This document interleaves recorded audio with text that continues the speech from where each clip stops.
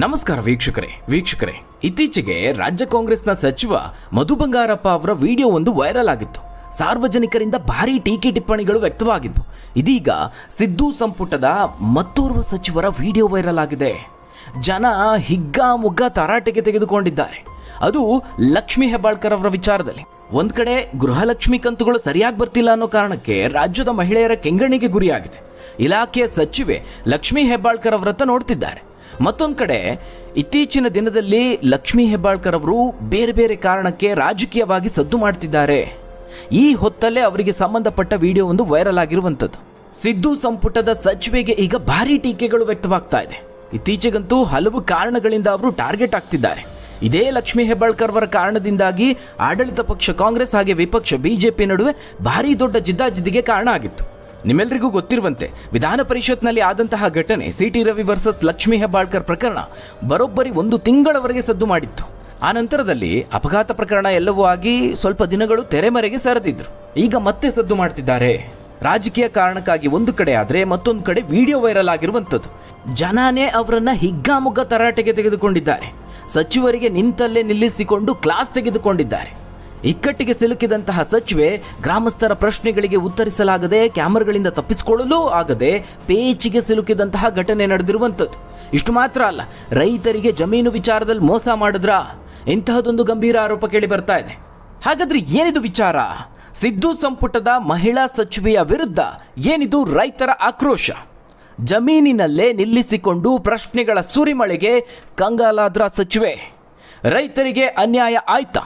ಅಧಿಕಾರ ದುರ್ಬಳಕೆಯ ಆರೋಪ ಏನು? ಅಷ್ಟಕ್ಕೂ ಏನಾಯ್ತು, ಏನಿದು ಎಡವಟ್ಟು? ಆ ಬಗ್ಗೆ ಒಂದು ವರದಿ ಇದೆ, ನೋಡೋಣ.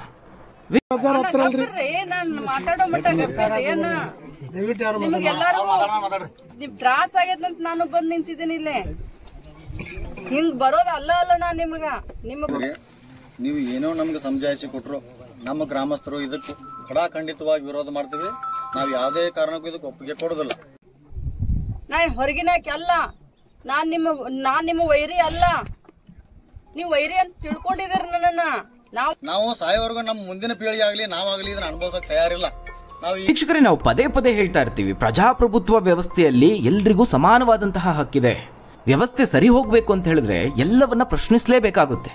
ತಪ್ಪುಗಳನ್ನು ಪ್ರಶ್ನಿಸುವಂತಹ ಮನೋಭಾವವನ್ನು ರೂಢಿಸ್ಕೊಂಡ್ರೆ, ಜನರು ಒಗ್ಗಟ್ಟಾಗಿದ್ರೆ ಅಧಿಕಾರಿಗಳು ಜನಪ್ರತಿನಿಧಿಗಳು ಸರಿಯಾದ ರೀತಿಯಲ್ಲಿ ಕೆಲಸವನ್ನ ಮಾಡ್ತಾರೆ.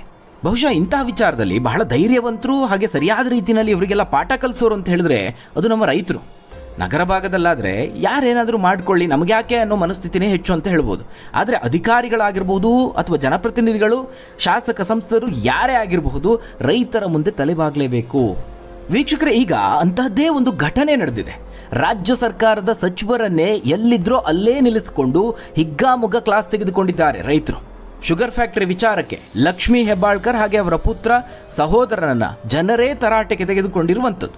ವೀಕ್ಷಕರು, ಎಷ್ಟರ ಮಟ್ಟಿಗೆ ಆ ಗ್ರಾಮದ ರೈತರ ಆಕ್ರೋಶ ಭುಗಿಲೆದ್ದಿದೆ ಅಂತ ಹೇಳಿದ್ರೆ, ಈ ಶುಗರ್ ಫ್ಯಾಕ್ಟರಿ ವಿಚಾರಕ್ಕೆ ನೀವೇನು ನಮಗೆ ಸಹಾಯ ಮಾಡಬೇಕು ಅಂತ ಬಂದಿದ್ದೀರಿ ಅಂತ ಹೇಳ್ತಿದ್ದೀರಲ್ವಾ, ನಿಮ್ಮ ಸಹಾಯ ನಮಗೆ ಬೇಡವೇ ಬೇಡ, ನಮ್ಮ ಗ್ರಾಮಕ್ಕೆ ವಿಷ ಕೊಡಬೇಡಿ, ನಮ್ಮನ್ನು ಬದುಕೋಗ್ಬಿಡಿ, ಈ ಮಟ್ಟಿಗೆಲ್ಲ ಆಕ್ರೋಶ ವ್ಯಕ್ತವಾಗ್ತಾ ಇದೆ.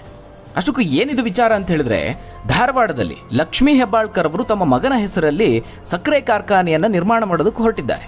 ಧಾರವಾಡ ತಾಲೂಕಿನ ಯಾದವಾಡ, ಪುಡಲಕಟ್ಟಿ, ಕರಡಿಗುಡ್ಡ ಗ್ರಾಮಗಳ ಮಧ್ಯೆ ಈ ಶುಗರ್ ಫ್ಯಾಕ್ಟರಿ ಸ್ಥಾಪನೆ ಮಾಡೋದಕ್ಕೆ ಮುಂದಾಗಿದ್ದಾರೆ. ಈ ಮೃಣಾಲ್ ಸಕ್ಕರೆ ಕಾರ್ಖಾನೆಗೆ ಎಕರೆಗಟ್ಟಲೆ ಜಮೀನು ಖರೀದಿ ಮಾಡಾಗಿದೆ. ಈಗ ಕಟ್ಟಡ ನಿರ್ಮಾಣಕ್ಕೆ ಮಹಿಳಾ ಮತ್ತು ಮಕ್ಕಳ ಕಲ್ಯಾಣ ಸಚಿವೆ ಲಕ್ಷ್ಮೀ ಹೆಬ್ಬಾಳ್ಕರ್ ಅವರು ಗುರುವಾರ ಪೂಜೆಯನ್ನು ನೆರವೇರಿಸಿದರು. ಅವ್ರ ಜೊತೆಗೆ ಪುತ್ರ ಮೃಣಾಲ್ ಅವರಿದ್ರು, ಸಹೋದರ ಚಂದ್ರರಾಜ್ ಹಟ್ಟಿಹೊಳಿ ಅವರಿದ್ರು, ಜೊತೆಗೆ ವಿನಯ್ ಕುಲಕರ್ಣಿ ಅವರ ಪತ್ನಿ ಸಹ ಸಾಥ್ ನೀಡಿದ್ರು. ಆದರೆ ಈ ವಿಚಾರ ತಿಳಿತಿದ್ದ ಹಾಗೆ ಗ್ರಾಮಸ್ಥರು ಟ್ರ್ಯಾಕ್ಟರ್ಗಳಲ್ಲಿ ತಂಡೋಪತಂಡವಾಗಿ ಸ್ಥಳಕ್ಕೆ ಆಗಮಿಸಿದ್ರು. ಕಾರ್ಖಾನೆ ಆರಂಭಕ್ಕೆ ಯಾವುದೇ ಕಾರಣಕ್ಕೂ ನಾವು ಅವಕಾಶ ಕೊಡೋದಿಲ್ಲ ಅಂತ ಘೋಷಣೆ ಕೂಗೋದಕ್ಕೆ ಶುರು ಮಾಡಿದ್ರು. ಕಾರ್ಖಾನೆ ಸ್ಥಾಪನೆ ಮಾಡಬಾರ್ದು ಅಂತ ಮನವಿಯನ್ನು ಸಲ್ಲಿಸಿದ್ರು. ಕಳೆದ ಕೆಲವು ದಿನಗಳಿಂದಲೂ ಯಾವಾಗ ಇಲ್ಲಿ ಕಾರ್ಖಾನೆ ಶುರು ಮಾಡ್ತಾರೆ ಅನ್ನೋ ವಿಚಾರ ಕಿವಿಗೆ ಬಿತ್ತಲ್ವಾ, ಆಗಲೇ ಗ್ರಾಮಸ್ಥರ ಆಕ್ರೋಶ ಶುರುವಾಗಿತ್ತು. ನಾವು ಯಾವುದೇ ಕಾರಣಕ್ಕೂ ಇಲ್ಲಿ ಕಾರ್ಖಾನೆ ನಿರ್ಮಾಣ ಮಾಡೋದಕ್ಕೆ ಬಿಡೋದಿಲ್ಲ. ಯಾಕಂದರೆ ಇಲ್ಲಿಂದ 15 ಕಿಲೋಮೀಟರ್ ದೂರದಲ್ಲಿರುವಂತಹ ನಿಮ್ಮದೇ ಮಾಲೀಕತ್ವದ ಹರ್ಷ ಶುಗರ್ಸ್ ಫ್ಯಾಕ್ಟರಿ ಎಷ್ಟು ಅವಾಂತರವನ್ನು ಸೃಷ್ಟಿ ಮಾಡಿದೆ ಅನ್ನೋದನ್ನು ನಾವು ಕಣ್ಣಾರೆ ಕಂಡಿದ್ದೀವಿ. ಅಕ್ಕಪಕ್ಕದ ಗ್ರಾಮಗಳ ಜನರು, ರೈತರು ಎಷ್ಟು ತೊಂದರೆಯನ್ನು ಅನುಭವಿಸುತ್ತಿದ್ದಾರೆ ಅನ್ನೋದು ನಮಗೆ ಗೊತ್ತು. ಅಲ್ಲಿಂದ ಬಿಡುಗಡೆ ಆಗ್ತಿರುವಂತಹ ತ್ಯಾಜ್ಯವೇ ಅಕ್ಕಪಕ್ಕದ ಗ್ರಾಮಗಳ ರೈತರ ಬದುಕನ್ನು ಕಿತ್ಕೊಳ್ತಾ ಇದೆ. ಅಲ್ಲೆಲ್ಲೋ ದೂರದಲ್ಲಿರುವಂತಹ ಕಾರ್ಖಾನೆಯಿಂದಲೇ ನಮ್ಮಲ್ಲಿನ ನೀರು ಕಲುಷಿತಗೊಳ್ತಾ ಇದೆ, ಆರೋಗ್ಯ ಸಮಸ್ಯೆಗಳನ್ನು ಉಂಟು ಮಾಡ್ತಾ ಇದೆ. ಹೀಗಾಗಿ ಇಲ್ಲಿ ಏನು ಹೊಸದಾಗಿ ಶುರು ಮಾಡೋದಕ್ಕೆ ಹೊರಟಿದ್ದೀರಿ ಕಾರ್ಖಾನೆಯನ್ನ, ಅದು ನಮಗೆ ಸ್ವಲ್ಪನೂ ಇಷ್ಟ ಇಲ್ಲ ಅಂತ ನೇರವಾಗಿ ಹೇಳಿದ್ದಾರೆ. ಕೆಲವು ದಿನಗಳ ಹಿಂದೆ ಈ ವಿಚಾರ ಯಾವಾಗ ಗೊತ್ತಾಯ್ತೋ ಆಗಿನಿಂದಲೂ ರೈತರ ಆಕ್ರೋಶ ಕೇಳಿ ಬರೋದಕ್ಕೆ ಶುರುವಾಗಿತ್ತು. ಆಗೇನು ಹೇಳಿದ್ರು, ಹೊಸ ಟೆಕ್ನಾಲಜಿ ಬಳಸ್ತೀವಿ, ಕಾರ್ಖಾನೆ ತ್ಯಾಜ್ಯ ಯಾವುದೇ ರೀತಿಯಲ್ಲೂ ಅದರಿಂದ ತೊಂದರೆ ಆಗದಂತೆ ನೋಡಿಕೊಳ್ತೀವಿ ಅನ್ನೋ ಭರವಸೆಯನ್ನು ಕೊಟ್ಟಿದ್ರು. ಆದರೆ ಲಕ್ಷ್ಮೀ ಹೆಬ್ಬಾಳ್ಕರ್ ಅವರ ಮೇಲೆ ಗ್ರಾಮಸ್ಥರಿಗೆ ನಂಬಿಕೆ ಇಲ್ಲ. ಅಲ್ಲಿದ್ದ ಸಚಿವರಾಗಲಿ, ಅವರ ಮಗ ಆಗಲಿ ಅಥವಾ ಅವರ ಸಹೋದರ ಆಗಲಿ ಉತ್ತರ ಕೊಡೋದಕ್ಕೂ ಆಗದಂತಹ ಪ್ರಶ್ನೆಯನ್ನು ರೈತರು ಮುಂದಿಟ್ಟರು. ನೋಡಿ ರೈತರು ಎಷ್ಟು ಬುದ್ಧಿವಂತರಿದ್ದಾರೆ ಅಂತ. ಅವರು ಯಾವ ಪ್ರಶ್ನೆಯನ್ನು ಮುಂದಿಟ್ಟರು ಅಂತ ಹೇಳಿದ್ರೆ, ನೀವೇನು ಟೆಕ್ನಾಲಜಿ ಬಳಸ್ತೀವಿ ಅಂತ ಹೇಳ್ತಿದ್ದೀರಲ್ವಾ, ಅದನ್ನು ಮೊದಲು ನಿಮ್ಮದೇ ಮಾಲೀಕತ್ವದ ಮತ್ತೊಂದು ಕಾರ್ಖಾನೆ ಇದೆಯಲ್ಲ ಹರ್ಷ ಶುಗರ್ಸ್, ಅದರಲ್ಲಿ ಮೊದಲು ಅದನ್ನು ಅಳವಡಿಸಿ. ಈಗಾಗಲೇ ಆಪರೇಷನ್ನಲ್ಲಿರುವಂತಹ ಕಾರ್ಖಾನೆಯಲ್ಲೇ ಆ ಹೊಸ ಟೆಕ್ನಾಲಜಿಯನ್ನು ನೀವು ಬಳಸಿಲ್ಲ ಅಂತ ಹೇಳಿದ್ರೆ, ಈಗ ಹೊಸ ಕಾರ್ಖಾನೆಯಲ್ಲಿ ಏನು ಮಾಡೋಕ್ಕೆ ಹೊರಟಿದ್ದೀರಾ, ಅದರಲ್ಲಿ ಮಾಡ್ತೀರಾ ಅಂತ ಹೇಗೆ ನಂಬೋದು? ಹೀಗಾಗಿ ನಮಗೆ ನಿಮ್ಮ ಸಹವಾಸನೆ ಬೇಡ, ನೀವೇನಾದರೂ ಅದನ್ನೂ ಮೀರಿ ಕಾರ್ಖಾನೆ ಶುರು ಮಾಡ್ತೀರಿ ಅಂತ ಹೇಳಿದ್ರೆ ನಾವು ಉಗ್ರವಾದ ಹೋರಾಟವನ್ನು ಮಾಡ್ತೀವಿ ಅಂತ ನೇರವಾಗಿ ಎಚ್ಚರಿಕೆಯನ್ನು ಕೊಟ್ಟಿದ್ದಾರೆ. ಹಾಗಾದರೆ ಈ ವಿಚಾರ ರೈತರಿಗೆ ಮೊದಲೇ ಗೊತ್ತಿರಲಿಲ್ವಾ? ಭೂಮಿ ಕೊಡೋದಕ್ಕೂ ಮುಂಚೆ ಏನಾಗಿತ್ತು? ವೀಕ್ಷಕರೇ, ಇಲ್ಲೂ ಒಂದು ಗೋಲ್ಮಾಲ್ ಆಗಿದೆ ಅಂತ ರೈತರು ಬಹಳ ದೊಡ್ಡ ಆರೋಪವನ್ನು ಮಾಡ್ತಿದ್ದಾರೆ. ಎಕರೆಗಟ್ಟಲೆ ದೊಡ್ಡ ಪ್ರಮಾಣದ ಭೂಮಿಯನ್ನು ಇಲ್ಲಿ ಖರೀದಿ ಮಾಡಿದ್ದಾರೆ. ಆದರೆ ಇದನ್ನು ನಮ್ಮ ಬಳಿ ನೇರವಾಗಿ ಖರೀದಿ ಮಾಡಿರೋದಲ್ಲ. ಇಲ್ಲಿ ಕಾರ್ಖಾನೆ ಶುರು ಮಾಡ್ತಾರೆ ಅಂತ ಗೊತ್ತಿದ್ರೆ ನಾವು ಭೂಮಿಯನ್ನೇ ಕೊಡ್ತಾ ಇರಲಿಲ್ಲ. ದಲ್ಲಾಳಿಗಳು ಅಂದರೆ ಏಜೆಂಟ್ ಮೂಲಕವಾಗಿ ತುಂಡು ಭೂಮಿಗಳನ್ನು ಖರೀದಿ ಮಾಡಿದ್ದಾರೆ. ಕಷ್ಟದ ಪರಿಸ್ಥಿತಿ ಅಂತ ಹೇಳಿ ನಾವು ಭೂಮಿಯನ್ನು ಮಾರಿಕೊಂಡ್ವಿ. ಈ ಜಾಗದಲ್ಲಿ ಶುಗರ್ ಫ್ಯಾಕ್ಟರಿ ಮಾಡ್ತಾರೆ ಅಂತ ನಮಗೆ ಯಾವುದೇ ಸೂಚನೆ ಇರಲಿಲ್ಲ, ಆ ವಿಚಾರನೇ ಗೊತ್ತಿರಲಿಲ್ಲ ಅಂತ ಭೂಮಿ ಕೊಟ್ಟಂತಹ ರೈತರೇ ಈಗ ತಿರುಗಿ ಬಿದ್ದಿದ್ದಾರೆ. ಈ ಭೂಮಿ ಖರೀದಿ ವಿಚಾರದಲ್ಲೂ ಇಲ್ಲಿ ರೈತರ ಆರೋಪ ಏನು?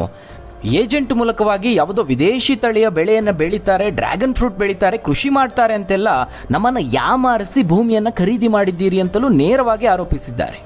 ಇನ್ನು ಅಲ್ಲಿನ ಬಡ ಮಹಿಳೆಯೊಬ್ಬರು ಆ ವಿಡಿಯೋದಲ್ಲಿ ಸಚಿವರ ಬಳಿ ಒಂದು ವಿಚಾರವನ್ನು ಕೇಳಿಕೊಂಡ್ರು. ಅದು ನಿಜಕ್ಕೂ ಮನಕಲುಕುವಂತಿತ್ತು. ನಾವು ರೈತರು, ನಾವು ಹೇಗೋ ಬೆಳೆ ಬೆಳ್ಕೊಂಡು ಹೇಗೋ ನೆಮ್ಮದಿಯಾಗಿದ್ದೀವಿ, ನಮಗೆ ಯಾವುದೇ ಉದ್ಯೋಗ ಬೇಡ, ನಮಗಿರುವಂತಹ ಜಮೀನಲ್ಲೇ ಅದರಿಂದ ಬಂದಂತಹ ಆದಾಯದಲ್ಲಿ ನಾವು ನೆಮ್ಮದಿಯನ್ನು ಕಂಡುಕೊಂಡಿದ್ದೀವಿ, ಹೀಗಾಗಿ ನಮಗೆ ಯಾವುದೇ ಕಾರ್ಖಾನೆ ಬೇಡ ಅಂತ ಮನವಿ ಮಾಡಿಕೊಂಡಿದ್ದಾರೆ. ಇನ್ನು ರೈತರ ಈ ಎಲ್ಲ ಪ್ರಶ್ನೆಗಳಿಗೆ ಲಕ್ಷ್ಮೀ ಹೆಬ್ಬಾಳ್ಕರ್ ಅವರು ಸಮಜಾಯಿಷಿ ಕೊಡೋದಕ್ಕೆ, ಅವರ ಮನವೊಲಿಸೋದಕ್ಕೆ ಪ್ರಯತ್ನಿಸಿದರು. ನಾನು ಸಹ ರೈತನ ಮಗಳು, ರೈತರು ಕಬ್ಬು ಬೆಳೆಗಾರರಿಗೆ ಅನುಕೂಲ ಆಗೋ ರೀತಿಯಲ್ಲಿ ಸಕ್ಕರೆ ಕಾರ್ಖಾನೆಯನ್ನು ಸ್ಥಾಪನೆ ಮಾಡ್ತಾ ಇದ್ದೀವಿ, ನಿಮಗಾಗುವಂತಹ ಸಮಸ್ಯೆಗಳಿಗೆ ಸಮಜಾಯಿಷಿ ಕೊಡೋದಕ್ಕೆ ಚರ್ಚೆಗೆ ಸಿದ್ಧ ಅಂತ ಹೇಳಿದ್ರು. ಇನ್ನು ಪಕ್ಕದಲ್ಲೇ ಇದ್ದಂತಹ ಹರ್ಷ ಶುಗರ್ಸ್ನ MD ಚನ್ನರಾಜ ಹಟ್ಟಿಹೊಳಿಯವರು ಮಾತನಾಡಿ, ಜರ್ಮನ್ ತಂತ್ರಜ್ಞಾನವನ್ನು ಬಳಸಿ ಪರಿಸರ ಸ್ನೇಹಿ ಕಾರ್ಖಾನೆಯನ್ನು ಸ್ಥಾಪನೆ ಮಾಡ್ತೀವಿ, ಆಧುನಿಕ ತಂತ್ರಜ್ಞಾನದಿಂದ ಜಲ ಮತ್ತು ವಾಯು ಮಾಲಿನ್ಯ ಆಗೋದಿಲ್ಲ ಅಂತ ಹೇಳಿದ್ರು. ಆದರೆ ಈ ಸಮಜಾಯಿಷಿಗೆ ರೈತರು ಮಾತ್ರ ಬಗ್ಗಲಿಲ್ಲ. ಇಲ್ಲೇ ಹತ್ತಿರದಲ್ಲೇ ನಿಮ್ಮದೇ ಹರ್ಷ ಶುಗರ್ಸ್ ಇದೆ, ಅಲ್ಲೂ ಇದೇ ಭರವಸೆಯನ್ನು ಕೊಟ್ರಿ. ಆದರೆ ಈಗ ಅಲ್ಲಿನ ರೈತರು, ಗ್ರಾಮಸ್ಥರು ಹಲವಾರು ಸಮಸ್ಯೆಯನ್ನು ಎದುರಿಸ್ತಾ ಇದ್ದಾರೆ. ನಮ್ಮ ಎಚ್ಚರಿಕೆಯನ್ನು ಮೀರಿ ಸ್ಥಾಪನೆ ಮಾಡ್ತೀರಿ ಅಂತ ಹೇಳಿದ್ರೆ ನಾವು ಮುಂದಿನ ಹೋರಾಟವನ್ನು ಮಾಡ್ತೀವಿ ಅಂತ ಗ್ರಾಮಸ್ಥರು ಎಚ್ಚರಿಕೆಯನ್ನು ಕೊಟ್ಟರು. ಇದರಿಂದ ಪೇಚಿಗೆ ಸಿಲುಕಿದಂತಹ ಸಚಿವೆ ಮಾಧ್ಯಮದವರ ಎದುರು ಚರ್ಚೆ ಮಾಡೋದು ಬೇಡ, ಏಕಾಏಕಿ ತಲೆಗೆ ಬಂದೂಕಿಟ್ಟು ಪ್ರಶ್ನೆ ಮಾಡಿದ್ರೆ ಹೇಗೆ ಅಂತ ಸಚಿವರು ರೈತರನ್ನು ಸಮಾಧಾನ ಪಡಿಸೋದಕ್ಕೆ ಮುಂದಾದರು. ಇನ್ನು ವೀಕ್ಷಕರೇ, ಮತ್ತೊಂದು ವಿಚಾರ ಅಂತ ಹೇಳಿದ್ರೆ, ಅಲ್ಲಿನ ಗ್ರಾಮ ಪಂಚಾಯಿತಿಯಲ್ಲೂ ಈ ಬಗ್ಗೆ ಚರ್ಚೆ ಮಾಡಿ ಯಾವುದೇ ಕಾರಣಕ್ಕೂ ಕಾರ್ಖಾನೆಗೆ ಅವಕಾಶ ಕೊಡಬಾರ್ದು ಅನ್ನೋ ನಿರ್ಣಯಕ್ಕೆ ಬಂದಿದ್ದಾರೆ. ಅದರ ಜೊತೆಗೆ ಸಚಿವರ ವಿರುದ್ಧವಾಗಿ ಅಧಿಕಾರ ದುರ್ಬಳಕೆಯ ಆರೋಪವನ್ನು ಮಾಡಿದ್ದಾರೆ. ನಾವು ಗಲಾಟೆ ಮಾಡೋದಕ್ಕೆ ಬಂದಿಲ್ಲ, ಆದರೂ ಪೊಲೀಸ್ ಅಧಿಕಾರಿಗಳು ಸಿಬ್ಬಂದಿಯನ್ನು ನಿಯೋಜನೆ ಮಾಡಿದ್ದೀರಿ, ಗ್ರಾಮದಲ್ಲಿ DAR ತುಕಡಿ ನಿಯೋಜನೆ ಮಾಡಿದ್ಯಾಕೆ? ಅಧಿಕಾರ ದುರ್ಬಳಕೆ ಮಾಡಿಕೊಂಡು ಹೆದರಿಸುವಂತಹ ತಂತ್ರ ಮಾಡಬಾರ್ದು ಅಂತ ಗ್ರಾಮಸ್ಥರು ಘೋಷಣೆ ಕೂಗಿದ್ದಾರೆ. ಕೇವಲ ಇದು ಮಾತ್ರ ಅಲ್ಲ, ಮತ್ತೊಂದು ಆರೋಪ ಮಾಡಿದ್ದಾರೆ. ಈ ಕಟ್ಟಡ ನಿರ್ಮಾಣದ ಪೂಜಾ ಕಾರ್ಯಕ್ರಮದ ಹಿಂದಿನ ದಿನ ಕರಡಿಗುಡ್ಡ ಗ್ರಾಮ ಪಂಚಾಯಿತಿಯ ಸ್ವಚ್ಛವಾಹಿನಿಯ ದುರ್ಬಳಕೆ ಮಾಡಿಕೊಂಡಿದ್ದಾರೆ ಅನ್ನೋ ಆರೋಪ ಮಾಡಿದ್ದಾರೆ. ಮೃಣಾಲ್ ಸಕ್ಕರೆ ಕಾರ್ಖಾನೆ ಭೂಮಿ ಪೂಜೆಯಲ್ಲಿ ಎಲ್ಲರೂ ಪಾಲ್ಗೊಳ್ಳಬೇಕು ಅಂತ ಸ್ವಚ್ಛವಾಹಿನಿಯ ಮೈಕ್ನಲ್ಲಿ ಗ್ರಾಮದ ತುಂಬೆಲ್ಲ ಪ್ರಚಾರ ಮಾಡಲಾಗಿತ್ತು ಅನ್ನೋ ಆರೋಪ ಇದೆ. ಒಟ್ಟಾರೆಯಾಗಿ ವೀಕ್ಷಕರೇ, ಅಲ್ಲಿನ ಗ್ರಾಮಸ್ಥರು ಇದನ್ನು ಇಲ್ಲಿಗೆ ಬಿಡುವಂತೆ ಕಾಣಿಸ್ತಾ ಇಲ್ಲ. ಈ ವಿಡಿಯೋ ಈಗ ಸೋಷಿಯಲ್ ಮೀಡಿಯಾದಲ್ಲಿ ಬಹಳ ವೈರಲ್ ಆಗಿದೆ. ವಿಡಿಯೋ ನೋಡಿದಂಥವರು ಸಹ ರೈತರ ಪರವಾಗಿ ಧ್ವನಿ ಎತ್ತುತ್ತಾ ಇದ್ದಾರೆ. ಇತ್ತೀಚೆಗೆ ಲಕ್ಷ್ಮೀ ಹೆಬ್ಬಾಳ್ಕರ್ ಅವರು ಬೇರೆ ಬೇರೆ ಕಾರಣಕ್ಕಾಗಿ ಟಾರ್ಗೆಟ್ ಆಗ್ತಿದ್ದಾರೆ, ಸಖತ್ ಸದ್ದು ಮಾಡ್ತಿದ್ದಾರೆ ಅಂತ ಹೇಳ್ಬೋದು. ನಿಮ್ಮೆಲ್ಲರಿಗೂ ಗೊತ್ತಿರುವಂತೆ ಕಳೆದ ಕೆಲವೇ ತಿಂಗಳ ಹಿಂದಷ್ಟೇ ಅವರು ಪ್ರಯಾಣ ಮಾಡ್ತಿದ್ದ ಕಾರು ಅಪಘಾತಕ್ಕೀಡಾಗಿತ್ತು. ಆ ವಿಚಾರದಲ್ಲೂ ಒಂದಷ್ಟು ಮಾತುಗಳು ಕೇಳಿ ಬಂದವು. ವಿಪಕ್ಷದ ಕೆಲವರು ಆ ಅಪಘಾತದ ಕುರಿತಾಗಿನೂ ಅನುಮಾನವನ್ನು ವ್ಯಕ್ತಪಡಿಸಿದ್ರು. ಕಾರಲ್ಲಿ ಹಣ ಇತ್ತು, ನಾಯಿ ಅಡ್ಡ ಬಂದಿದ್ದಲ್ಲ, ಅದಕ್ಕೆ ಬೇರೆನೇ ಕಾರಣ ಇದೆ ಅಂತ ಒಂದಷ್ಟು ಆರೋಪಗಳನ್ನು ಮಾಡಿದ್ರು. ಇನ್ನು ಬೆಳಗಾವಿ ರಾಜಕಾರಣದ ವಿಚಾರದಲ್ಲಿ ಸ್ವಪಕ್ಷದ ಸತೀಶ್ ಜಾರಕಿಹೊಳಿ ಅವರ ಜೊತೆಗೇನೆ ಒಂದು ಶೀತಲ ಸಮರ ಇದೆ. ಇದು ಸಹ ಬಹಳ ಜಟಾಪಟಿಗೆ ಕಾರಣ ಆಯಿತು.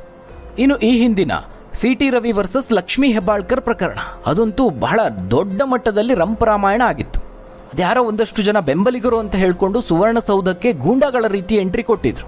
ಸಿ.ಟಿ. ರವಿ ಅವರ ಮೇಲೆ ಹಲ್ಲೆ ನಡೆಸುವಂತಹ ಪ್ರಯತ್ನಗಳಾಯಿತು. ಆದರೆ ಇದು ಯಾವ ಪ್ರಕರಣಗಳು ಸಹ ಒಂದು ತಾರ್ಕಿಕ ಅಂತ್ಯಕ್ಕೆ ಹೋಗಲಿಲ್ಲ. ಇದು ಮಾತ್ರ ಅಲ್ಲ, ಈ ಪ್ರಕರಣದಲ್ಲಿ ಕೆಲವೊಂದಷ್ಟು ಸೂಕ್ಷ್ಮ ವಿಚಾರಗಳ ಉಲ್ಲಂಘನೆ ಆಯಿತು. ಮೊದಲನೇದಾಗಿ ಸದನಕ್ಕೆ ಪೊಲೀಸರ ಎಂಟ್ರಿನೇ ಇಲ್ಲ, ಅಲ್ಲಿನ ಮಾರ್ಷಲ್ಗಳು ಅದನ್ನು ನಿಭಾಯಿಸ್ತಾರೆ. ಆದರೆ ಬೆಂಬಲಿಗರು ಅಂತ ಹೇಳ್ಕೊಂಡು ಬಂದಂಥವರು ಗೂಂಡಾಗಳ ರೀತಿ ಆಕ್ರಮಣಕಾರಿ ವರ್ತನೆಯನ್ನು ತೋರಿಸಿದ್ರು. ಅವ್ರು ಯಾರ ವಿರುದ್ಧನೂ ಸರಿಯಾದ ರೀತಿಯಲ್ಲಿ ಕಾನೂನು ಕ್ರಮ ಆಗಲಿಲ್ಲ. ಇವೆಲ್ಲವನ್ನ ಗಮನಿಸಿದ್ರೆ ನಮ್ಮ ಕಾನೂನು ವ್ಯವಸ್ಥೆ ಎಲ್ಲಿಗೆ ಬಂದು ತಲುಪಿದೆ ಅನ್ನೋದನ್ನು ನಾವು ಅರ್ಥ ಮಾಡ್ಕೊಳ್ಬಹುದು. ಸದನದೊಳಗೆ ಏನೇ ಚರ್ಚೆಗಳಾದರೂ, ಏನೇ ಘಟನೆಗಳಾದರೂ ಸದನದ ಚೌಕಟ್ಟಿನ ಒಂದು ಕಾನೂನು ಅಂತ ಇರುತ್ತೆ, ಅದಕ್ಕೆ ಸ್ಪೀಕರ್ ಇದ್ದಾರೆ, ಅವರೇ ಎಲ್ಲವನ್ನ ನೋಡಿಕೊಳ್ತಾರೆ. ಆದರೆ ಮೂರನೇ ವ್ಯಕ್ತಿಗಳು ಈ ರೀತಿಯಾಗಿ ನಡೆದುಕೊಂಡ್ರೆ ಕೊನೆಗೆ ಏನಾಯಿತು ಅನ್ನೋದು ನಿಮ್ಮೆಲ್ಲರಿಗೂ ಗೊತ್ತು. ಜನಪ್ರತಿನಿಧಿಗಳ ವಿಚಾರದಲ್ಲಿ ಈ ರೀತಿ ಆದರೆ ಇನ್ನು ಸಾಮಾನ್ಯ ಜನರ ಗತಿ ಏನು ಅಂತ ಸಾರ್ವಜನಿಕರು ಬಾಯಿ ಬಡ್ಕೊಳ್ತಿದ್ದಾರೆ. ಅಂದರೆ ಈ ಪ್ರಕರಣದಲ್ಲೂ ಸಿ.ಟಿ. ರವಿ ಅವರ ಕಡೆಗಾಗ್ಲಿ, ಲಕ್ಷ್ಮೀ ಹೆಬ್ಬಾಳ್ಕರ್ ಅವರ ಕಡೆಗಾಗ್ಲಿ ಒನ್ ಸೈಡೆಡ್ ಅನ್ನೋ ರೀತಿಯಲ್ಲಿ ಇರಲಿಲ್ಲ. ಎರಡೂ ಕಡೆಗೂ ಪರಾವಿರೋಧದ ಮಾತುಗಳು ಕೇಳಿ ಬಂದವು. ಒಟ್ಟಾರೆಯಾಗಿ ಇತ್ತೀಚಿನ ದಿನದಲ್ಲಿ ರಾಜಕೀಯವಾಗಿ ಲಕ್ಷ್ಮೀ ಹೆಬ್ಬಾಳ್ಕರ್ ಅವರು ಸಖತ್ ಸದ್ದು ಮಾಡ್ತಿದ್ದಾರೆ ಅಂತ ಹೇಳ್ಬೋದು. ಹಾಗಾದರೆ ವೀಕ್ಷಕರೇ, ಈ ಬಗ್ಗೆ ನೀವೇನಂತೀರಾ? ರೈತರು ರಾಜ್ಯ ಸಚಿವರನ್ನೇ ತರಾಟೆಗೆ ತೆಗೆದುಕೊಂಡಂತಹ ಬಗ್ಗೆ ನೀವೇನಂತೀರಾ? ನಿಮ್ಮ ಅನಿಸಿಕೆ, ಅಭಿಪ್ರಾಯವನ್ನು ಕಮೆಂಟ್ ಮೂಲಕವಾಗಿ ತಿಳಿಸಿ. ಧನ್ಯವಾದಗಳು ವೀಕ್ಷಕರೇ.